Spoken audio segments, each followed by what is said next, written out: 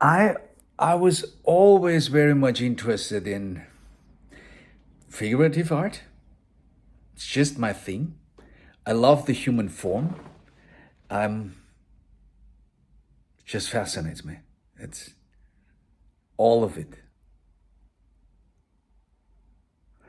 But there was a point a couple of years ago where I'm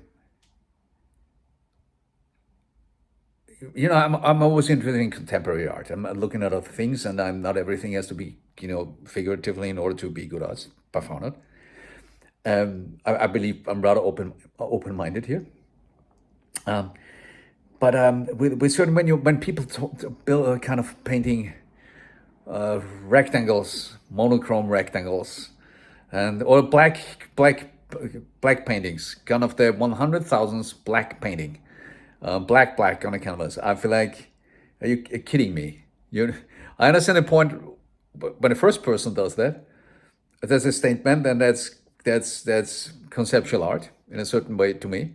Absolutely fine, wonderful idea, important that somebody did it. But how can you repeat this? How can you make a thousands of that? That doesn't add up for me. So I was always skeptical about these things, and in general about these very abstract things that don't tell me anything. I'm just in passing by these paintings, and somebody tells me it's worth blah blah blah, and it's crazy, but it's wonderful, and I will really.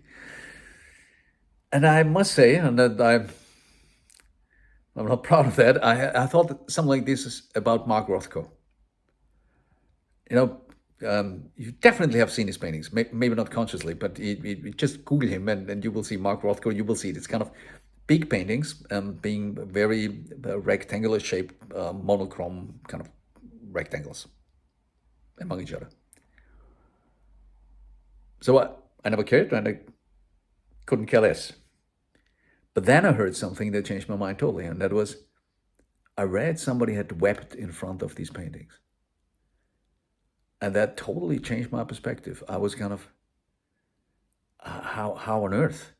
What am I missing here? That somebody would weep in front of a rectangle in red, or blue, whatever it might be.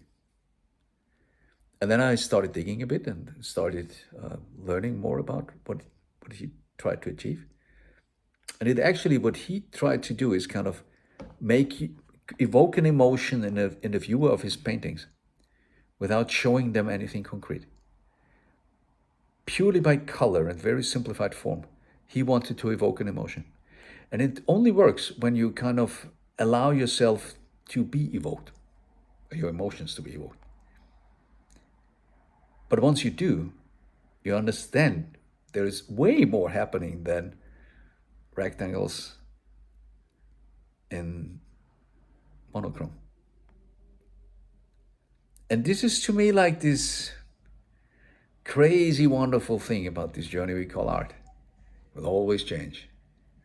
Now, with AI and everything, when I have figured out everything, we will figure out a way to go beyond that, because this is what art is all about.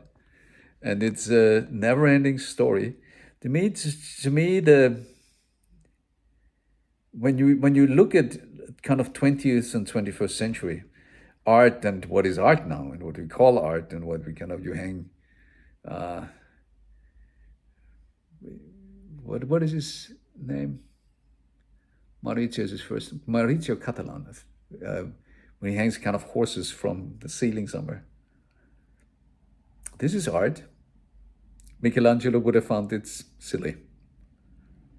But we widened our horizon, what we perceive as art, or we widened our perception to see the art in more things. And me being spiritually interested as I am, it is kind of a wonderful thing to kind of the thought of we are realizing more and more the art and beauty in everything. Yeah. Thanks for listening.